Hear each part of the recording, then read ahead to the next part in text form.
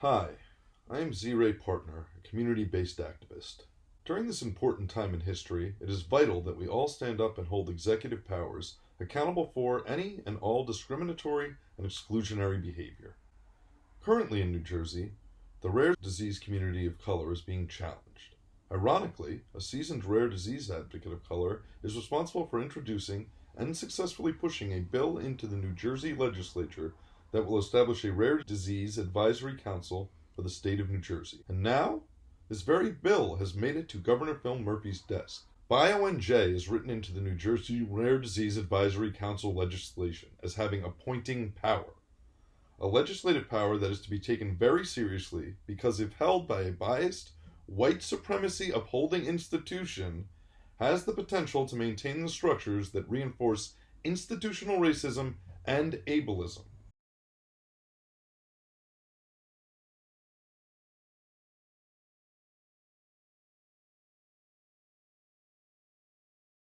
While the community of color is already aware of these circulating videos, I wanted to bring awareness to mainstream social media of the discriminatory and biased acts taken against the most active representatives of the rare disease community of color to date.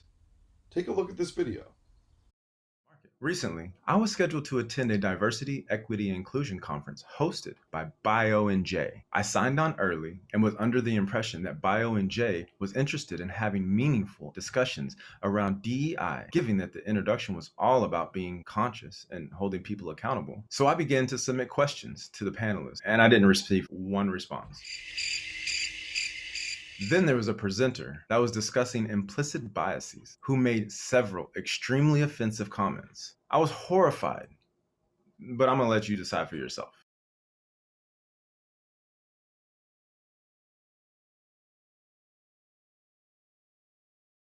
Let's focus on implicit stereotype. 73% of us have an easier time associating black male faces with pictures of weapons as compared to white male faces. And, a skeptical audience sometimes say, like, well, look, I get it, but it is what it is. Those people in those neighborhoods carry those weapons. But there is something about the black male face that makes it look like the other, a threat, and therefore easier to combine with weapons with huge consequences on things like police shootings, even if accidental. See?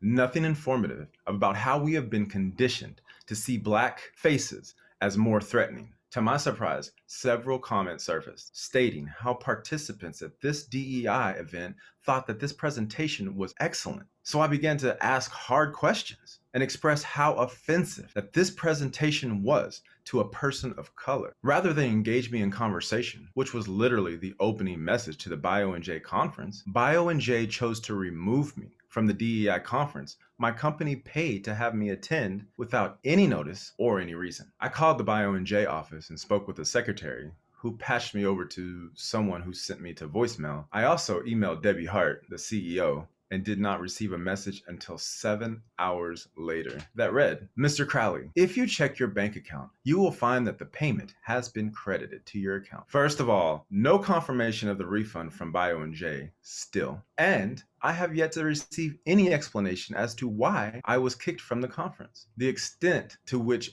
BIONJ chose to silence a black professional, veteran of the United States Army, and an executive in the New Jersey therapeutics industry was wrong, not in line with authentic DEI practices, and completely counter to the theme BIONJ claims to uphold. During the introduction to this conference, everyone was talking about holding people accountable to their actions. BIONJ, Debbie Hart, Will Lewis, I am personally holding you accountable for your discriminatory actions against me. You should be ashamed of yourselves. Yes, they should. Now, we can talk all day about the words spoken by the speaker at BIONJ's Diversity, Equity, and Inclusion Conference, but that is not the issue that the rare disease community of color has at the current moment.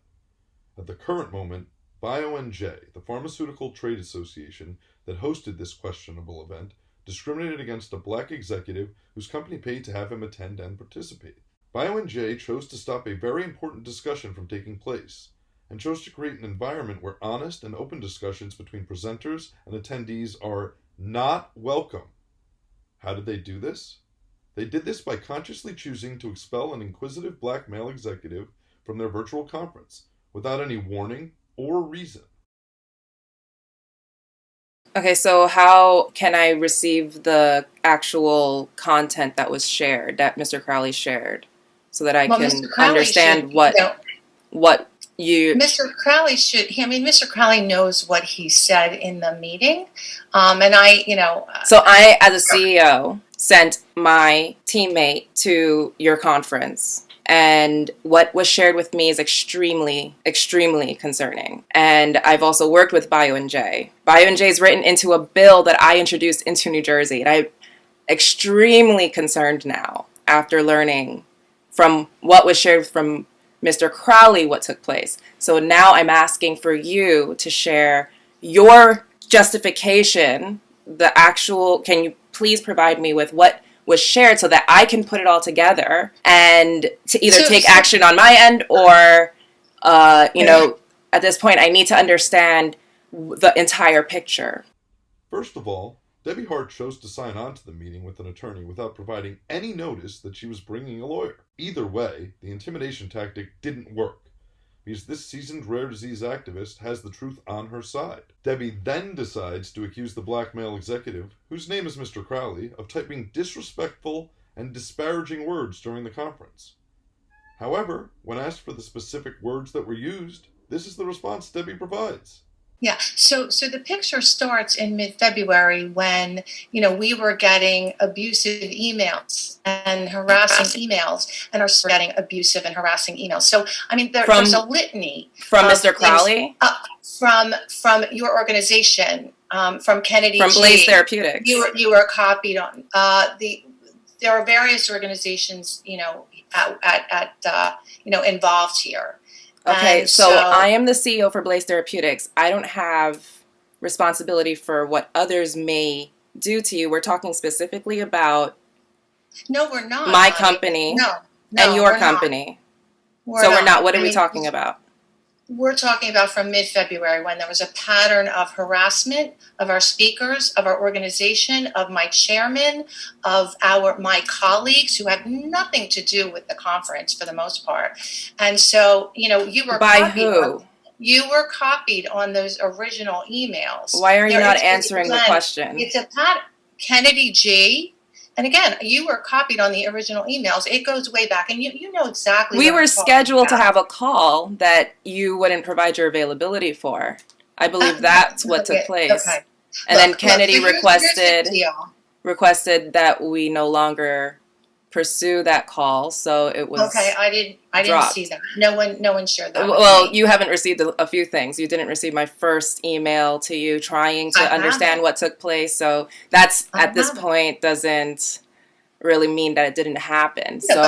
Debbie then tries to make some falsified claims that she received abusive emails in February, of which this activist was CC'd on, which is a complete lie and totally provable. She backpedals later in the conversation when she is probed about these, quote, abusive emails. We need to understand what your justification is for your behavior at BIONJ, because it has a significant impact in the community. And if we can put exaggerating. Notice what Debbie says when this community-based activist of color explains how important it is to the community that we understand BIONJ's justification for their discriminatory and biased actions. She tells the activist of color that she is over-exaggerating and follows her disregard for her and her colleagues' racist behavior with, quote, "We are going to have to agree to disagree," unquote. So I think we just need to agree to disagree. That can't happen. This is significant. This is significant. Okay, well then you don't have to BIONJ agree with. I'm going to agree to disagree with you.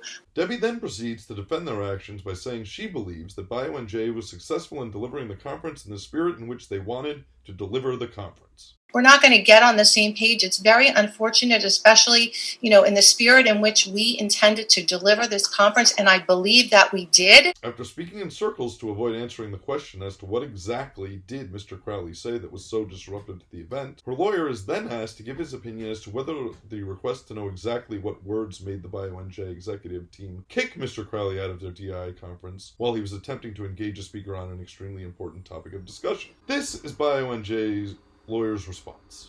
I hear you. It's up to her whether she does or not. It sounds like you already read what he posted because either he I didn't. I have what was shared by Mr. Crowley. And then in the email from your client, I was told that he shared inappropriate content or language. And that is what I'm asking for. So not wanting to share that with me makes me think that it's being made up.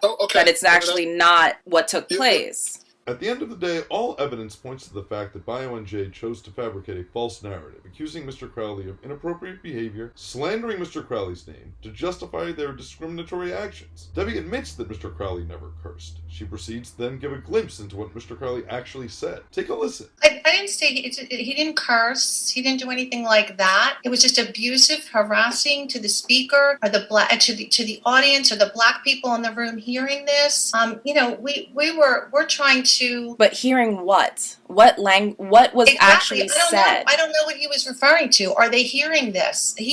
Mr. Crowley was asking, is the crowd hearing what I'm hearing? I don't know what he was talking about. Yes, you heard that right. Mr. Crowley apparently asked some variation of, is anyone else hearing this? Now, we heard a piece of what the speaker had presented at this conference earlier during a clip narrated by Mr. Crowley himself. I requested the entire presentation and was shocked to hear this presentation myself. There are other parts of the presentation that are just as shocking. If I were at this event, I believe my reaction wouldn't have been near as tame as Mr. Crowley's question. After hearing her own words related back to her, Debbie becomes extremely confrontational, and in my opinion, condescending. So he said, is the crowd hearing this? I'm sorry, I do not answer to you. I do not. We made a decision based on what we saw in the room.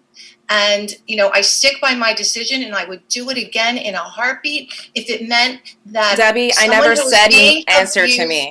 Debbie, I never said you answered to me. We're supposed to have. I didn't say. So again, your interpretation of me asking exactly what Mr. Crowley said and trying to understand the situation. Your interpretation is now me telling you that you must answer to me? Yes, my friends, you heard that right. Debbie said that she would discriminate against Mr. Crowley again in a heartbeat. After hearing this audio call, several within the rare disease community of color began to express that BIONJ should not be granted any leadership roles that directly impact the naturally diverse rare disease community. Debbie Hart chose to escalate her discriminatory behavior and extend that disrespect to the only advocate of color that not only played a pivotal role in granting BIONJ appointing power on a legislative bill that is currently sitting on Governor Murphy's desk, but also was taking the time out of her busy schedule to try and understand BIONJ's perspective. But instead, she was met by a rude, condescending biopharma executive that does not believe discrimination and bias targeting is wrong. Debbie Hart establishes that she will continue to target rare disease people of color. She has no remorse for how her behavior has impacted Mr. Crowley or the rare disease community of color. And she and her colleagues promise to discriminate again. The lawyer even admits that even when they are wrong, they will never admit it. For those of you interested in listening to the entire discussion, the direct link is included in the comments section below. Now, what can you do to support the rare disease community of color from bad actors like those on the executive team of BIONJ? Demand that Governor Murphy remove BIONJ from the Rare Disease Advisory Council. They do not deserve the honor of being affiliated with such an important bill for our community.